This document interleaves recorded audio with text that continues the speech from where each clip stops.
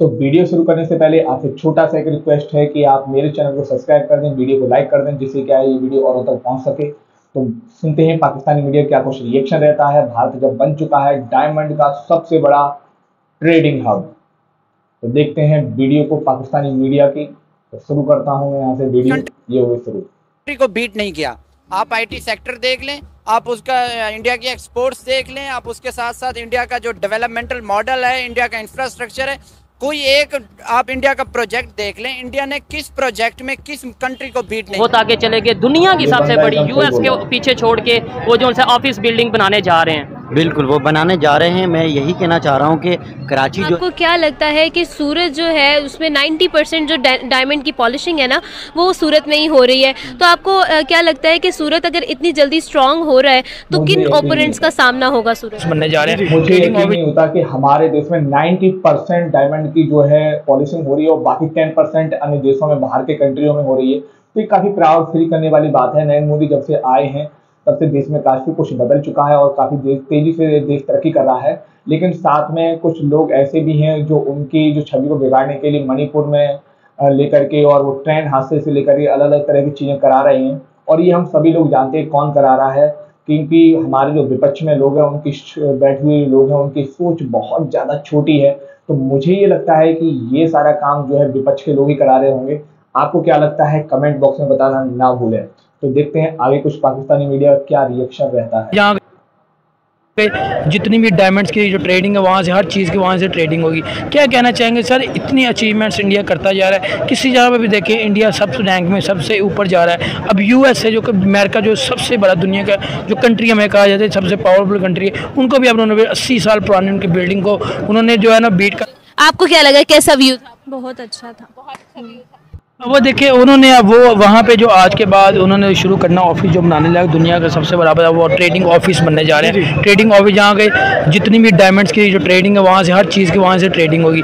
क्या कहना चाहेंगे सर, इतनी अचीवमेंट्स इंडिया करता जा रहा है, किसी जगह पे भी देखें इंडिया सबसे रैंक में सबसे ऊपर जा रहा है। अब यूएस है जो कि अमेरिका जो सबसे बड़ा दुनिया का जो कंट्री हमें कहा जाता है सबसे पावरफुल कंट्री है, उनको भी अब उन्होंने 80 साल पुरानी उनकी बिल्डिंग को उन्होंने जो है ना बीट कर दिया है। पेंटागन जो हर बंदे को पता है, उस पेंटागन जो बिल्डिंग 80 साल पुरानी बिल्डिंग और अब की जो बिल्डिंग ने उससे बीट कर दिया इंडिया ने। क्या कहेंगे, इतनी अचीवमेंट पे अचीवमेंट, किसी ना किसी को बीट करते ही जा रहे हैं, किसी ना किसी को बीट करते ही जा रहे हैं। पाकिस्तान इस तरह कुछ भी नहीं कर रहा। जैसे कि हम लोग सुन रहे हैं, ये लोग पाकिस्तानी मीडिया वाले चर्चा कर रहे हैं कि हमारे देश में पेंटागन जैसी बिल्डिंग बनने वाली है, मतलब पेंटागन से भी अच्छी बिल्डिंग बनने वाली है और उनसे भी बड़ी बिल्डिंग बनने वाली है जिसमें सारी ऑफिस होंगी। फायदा उससे देखो क्या होगा हमारे देश का, कि जब सारी ऑफिस एक जगह होंगी तो बहुत सारा टाइम बचेगा ट्रेडर्स का, व्यापारियों का।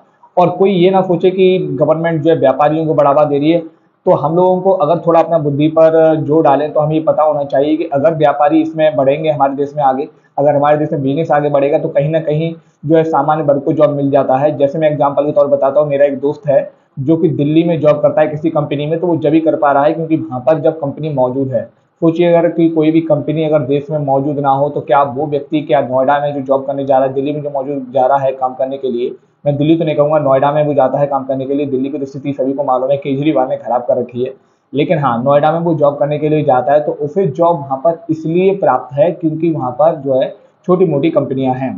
तो इसी तरीके से क्या है, नरेंद्र मोदी चाहते हैं कि हमारे देश में ज़्यादा से ज़्यादा जो व्यापारी वर्ग है वो बढ़े आगे और जगह जगह पर अपनी जो है ब्रांचेस लगाएं, जिससे क्या होता है कि देश में बहुत सारे उन्हें वर्कर की जरूरत पड़ेगी और वर्कर हमारे पास में कमी नहीं है, क्योंकि हमारे देश में बहुत सारे लोग बेरोजगार घूम रहे हैं। बेरोजगार घूमने की वजह से हमारे देश में ये काम तो हो ही सकता है। तो देखते हैं पाकिस्तानी मीडिया का आगे रिएक्शन क्या कुछ रहता है इस वीडियो के अंदर। पाकिस्तान डे बाय डे नीचे आ रहा है, इंडिया डे बाय डे ऊपर जा रहा है, हर चीज़ को बीट करता जा रहा है। एक बात आपको बता दूं, ये तो तय है कि इंडिया सुपर पावर का ऐलान करने जा रहा है 2030 में, 2035 थर्ड इकॉनमी बनने जा रहा है। वो थर्ड तकरीबन फिर तो बन गया है। उनकी करेंसी इंटरनेशनल हो गई है भाई। हमारी करेंसी पाकिस्तान में नहीं चलती प्रॉपर्ली, हमारी करेंसी पाकिस्तान में प्रॉपर्ली चलती। उनकी जनाब एयरपोर्ट्स पे चल रही है, दुबई के एयरपोर्ट्स पे चल रही है। इंटरनेशनल इकॉनमी, इंटरनेशनल करेंसी उनकी रजिस्टर्ड हो गई है। और हम दरअसल हाल ही में अमेरिकन मीडिया ने दुनिया भर को बताया है कि भारत में गुजरात के सूरत में दुनिया का सबसे बड़ा ऑफिस बनाया गया है, जो कि अमेरिका के पेंटागन से भी बड़ा है। पेंटागन अब तक दुनिया का सबसे बड़ा ऑफिस था और पेंटागन अमेरिकन आर्मी का ऑफिस है, जिसमें अमेरिकन डिफेंस के सारे सीक्रेट फैसले लिए जाते हैं। अमेरिकन न्यूज एजेंसी CNN ने एक वीडियो जारी करते हुए बताया है कि भारत ने अपने राज्य गुजरात के सूरत में दुनिया का सबसे बड़ा डायमंड बोर्स बनाया है, जो कि तकरीबन 7.1 मिलियन स्क्वायर फीट में फैला हुआ है और इसे बनाने में तकरीबन 2700 करोड़ रुपए का खर्च आया है। आगे CNN का कहना था कि ये एक मॉडर्न बिल्डिंग है और इस मॉडर्न बिल्डिंग के बन जाने की वजह से भारत की अर्थव्यवस्था में एक जंप देखने को मिलेगा। हालांकि अब अमेरिकन मीडिया का तो इस बिल्डिंग पर ये सब कहना था, लेकिन अगर बात हम इंडियन मीडिया की करें तो इंडियन मीडिया का यहाँ पर कहना था कि इस बिल्डिंग को बनाने में 2700 करोड़ नहीं बल्कि तकरीबन 3000 करोड़ रुपए से ज्यादा का खर्च आया है और भारत सरकार ने भी इस बिल्डिंग को एक बहुत ही खास मकसद से बनाया है। अब यह तो शायद आपको पता ही होगा कि सूरत के डायमंड पूरी दुनिया में बहुत ही ज्यादा फेमस हैं। ऐसा अंदाजा लगाया जाता है कि अगर पूरी दुनिया में 20 डायमंड बिके हैं तो उनमें से 18 डायमंड तो सूरत में ही डिजाइन किए गए होंगे, सूरत में ही उन पर पॉलिश किया गया होगा और सूरत में ही उनकी कटिंग वगैरह हुई होगी। तो कुल मिलाकर इस फील्ड में भारत पूरी दुनिया में बहुत ही ज्यादा फेमस है और इसी की वजह से जो भारत के डायमंड एक्सपोर्ट हैं वो भी बहुत अच्छे हैं। और फिलहाल अगर हम भारत के डायमंड एक्सपोर्ट की बात करें तो वो तकरीबन 26 बिलियन US$ से लेकर 27 बिलियन US$ के आसपास हैं। तो अब ये तो आपको पता चल ही चुका है कि चाहे फिर वो डायमंड की कटिंग वगैरह होनी हो या फिर उस पर पॉलिश वगैरह होना हो या फिर उसकी डिजाइन वगैरह बनानी हो, ये सारे के सारे A to Z काम सूरत में ही होते हैं। लेकिन अगर हम बात करें डायमंड की ट्रेडिंग की या फिर खरीदी बिक्री की तो ये सारे के सारे काम मुंबई की इस बिल्डिंग में किए जाते हैं और इस बिल्डिंग को खास डायमंड ट्रेडर के हिसाब से ही बनाया गया है और इसमें डायमंड ट्रेडर्स को सारी सुविधाएं उपलब्ध कराई गई हैं ताकि वो आराम से यहाँ से अपना बिजनेस कंटिन्यू कर सकें। लेकिन अब यहाँ पर समस्या यही आ जाती है कि डायमंड का सारा काम सूरत में होता है, लेकिन खाली ट्रेडिंग करने के लिए आपको मुंबई में आना पड़ता है क्योंकि मुंबई में ही वो सारी सुविधाएं उपलब्ध कराई गई हैं। तो यहाँ पर जो डायमंड गवर्नमेंट यहाँ पर ये चाहती है कि जो सूरत में ही जो है ट्रेडिंग होना शुरू हो जाए और सूरत में ही उसकी पॉलिशिंग वगैरह होती है, तो जो नई बिल्डिंग है मुझे लगता है वो भी काफ़ी मदद करेगी उसमें ट्रेडिंग करने में, क्योंकि बहुत सारे इश्यू होते हैं, पेपर वर्क होते हैं, वो सारे के सारे सूरत में ही हो जाया करेंगे। तो अब तक ये काम जो मुंबई में होता था कि अब सूरत में होने लगेगा, तो ये उनका समय बचाया, किनका, ट्रेडर्स का समय बचाएगा। और मुझे यहाँ तक याद है कई सारे लोग हैं सूरत में डायमंड का काम करते भी हैं, जा करके वर्किंग भी करते हैं, जिन्होंने डायमंड को कटिंग वगैरह करना सीख लिया है तो वो जा करके सूरत में वर्क करते हैं और पैसे कमाते हैं। तो ये भाई जो बोल रहा है कि मतलब सूरत में ही सब कुछ होने वाला है, कटिंग यहाँ तक की ट्रेडिंग वगैरह, तो एकदम ठीक कह रहा है। देखते हैं आगे वीडियो को क्या कुछ इसका रिव्यू रहा है। ट्रेडर्स होते हैं उनका समय तो व्यर्थ जाता ही है, साथ ही साथ उनको कई और समस्याएं आती हैं और इन्हीं समस्याओं को दूर करने के लिए भारत सरकार ने 2000 एकड़ में एक नई ड्रीम सिटी बनाने का प्लान किया, जिसमें भारत सरकार का मकसद था टेक्सटाइल और डायमंड के बिजनेस को बढ़ावा देना और इस ड्रीम सिटी में इन दोनों बिजनेस के लिए सारी सुविधाएं उपलब्ध कराना। और अब इसी के अंतर्गत सूरत में फिलहाल दुनिया का सबसे बड़ा ये ऑफिस बनाया गया है और अब यहीं पर डायमंड के सारे काम होंगे, चाहे फिर वो उसका पॉलिश हो या फिर उसकी डिजाइन वगैरह बनानी हो या फिर उसकी कटिंग वगैरह बनानी हो, यहाँ तक कि जो ट्रेडिंग वगैरह है यानी कि खरीदी बिक्री है वो भी सारे के सारे काम यहीं पर होंगे। कुल मिलाकर एक ही बिल्डिंग के नीचे डायमंड के सारे काम किए जाएंगे ताकि ट्रेडर को किसी प्रकार से कोई परेशानी ना आए और भारत की जो अर्थव्यवस्था है उसको इसका ज्यादा से ज्यादा फायदा मिलता रहे। इस बिल्डिंग के बन जाने का डायरेक्ट इफेक्ट भारत की GDP पर तो पड़ेगा ही, साथ ही साथ भारत में बहुत बड़ी मात्रा में रोजगार भी बढ़ेगा और दुनिया भर में भारत का नाम तेजी से फेमस होगा, क्योंकि भारतीय लोग जो डायमंड पर अपनी कलाकृति दिखाएंगे उसे पूरी दुनिया देखेगी और उसकी सराहना करेगी, क्योंकि जो भारत के डायमंड हैं वो अमेरिका से लेकर यूरोप और यूरोप से लेकर एशिया के कई बड़े बड़े देशों में एक्सपोर्ट किए जाते हैं। इंडिया का जो सिटी है सूरत, डायमंड की 90% जो पॉलिशिंग है और फिनिशिंग है वहीं से हो रही है पूरी दुनिया का अगर हिसाब लगाया जाए, और यही चीज़ उसकी इकोनॉमी को बहुत ज़्यादा सपोर्ट करी है और डेफिनेटली इंडिया को भी सपोर्ट करी है। तो आपको क्या लगता है कि सूरत जो है वो दुनिया का फास्टेस्ट ग्रोइंग सिटी बन सकेगा सिर्फ डायमंड की बेस पर? बन चुका है जी, ऑलरेडी सूरत एक्चुअली बन चुका है। उनके पास दो एजेस हैं, एक तो वहाँ पे रॉ मटेरियल बहुत है, फिर उनको गवर्नमेंट बहुत ज़्यादा सपोर्ट करती है।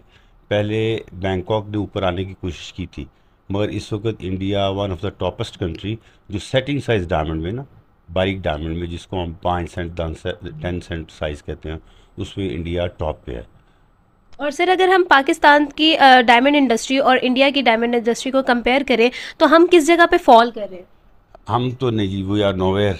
उसका रीज़न ये है कि यहाँ पे एक तो रॉ मटेरियल में अवेलेबल नहीं है और कटिंग के उस लेवल के प्लांट नहीं है। हाँ, एक चीज़ ज़रूर है कि पाकिस्तान में यहाँ पे चीज़ें ख़त्म होती जा रही हैं। स्टील मिल का बड़ा नाम था, वो हमारी ख़त्म हो गई। और इवन यहाँ कराची के जो पोर्ट्स हैं वो हमने गिरवी रख दिए जो दूसरे कंट्रीज़ के लिए। अब ये जो खबर आ रही है कि सूरत में इंडिया में जो सा दुनिया की सबसे बड़ी ऑफिस बिल्डिंग बनने जा रही है, क्या कहेंगे कि दुनिया की, यानी पहले पेंटागन में थी, 80 साल रिकॉर्ड रहा है, यूएस में सबसे बड़ी ऑफिस बिल्डिंग थी, अब वो सूरत में बनने जा रही है। वो कैसे डेवलपमेंट की तरफ जा रहे हैं? बम्बई तो छोड़े, हम सूरत का भी कंपेरिजन नहीं कर पा रहे, बहुत पीछे हैं। बहुत पीछे हैं, बिल्कुल। वो कंपेरिजन में वो इसलिए आगे जा रहे हैं क्योंकि उनको खुद पे भरोसा है और वहाँ पे ना इकॉनमी को, वहाँ पे उनको पता है यूटिलाइज़ किस तरह किया जाता है। फॉर एग्जांपल आप 2 रुपये लगा रहे हैं तो उनको पता है हम कहाँ लगा रहे हैं और वो 2 रुपये उनकी वैल्यू क्या है, ठीक है। और जिस तरह आप एग्जांपल ले लें कि पाकिस्तान में आपको पता होगा कि स्क्रैप के लिए यहाँ पे पोर्ट पे, जो हमारा बलूचिस्तान का पोर्ट है, वहाँ पे ग्वादर पोर्ट, वहाँ पे एक जहाज़ आया था स्क्रैप के लिए। हम पाकिस्तान कराची वाले सोच रहे थे कि वो हमारे सैर के लिए आया है, वहाँ पे जाएंगे, वो हमारे लिए बनाया जाएगा, वहाँ पे जाके हम जो है एंजॉय करेंगे। वो पता नहीं था वो स्क्रैप के लिए आया। जिस मुल्क में दूसरे ममालिक स्क्रैप बेचते हैं तो सोचें उस मुल्क में हमारी क्या तरक्की होगी। और हम स्क्रैप लेके खुश हो रहे हैं कि यार वो हमारे ओसी को डिसमेंटल किया जाएगा।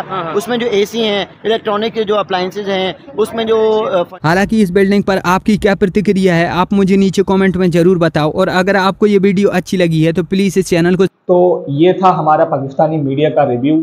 वहाँ पर किस तरीके से हमने देखा डायमंड जो देश है हमारा डायमंड का ट्रेडिंग का हब बनता जा रहा है और इसकी हमें काफ़ी खुशी है और हो सकता है हमारे पाकिस्तानी बंधुओं को भी इसकी खुशी हो थोड़ा बहुत।